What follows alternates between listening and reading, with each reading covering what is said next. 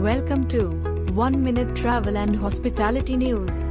A hotel stay may cost you more this year as rates set to surge by 7 to 10%. Assam government to bring new tourism act in upcoming assembly session.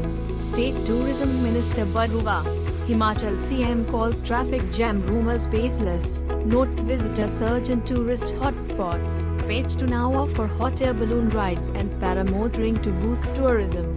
55% travelers prefer trips without set plans. 69% opt for loose itineraries. Booking.com. Airlines asked to do justice with passengers in case of flight delays. Cancellations. Tourist inflow increases in Ayodhya even before consecration of Ram Temple. Grow your travel business with TravServer.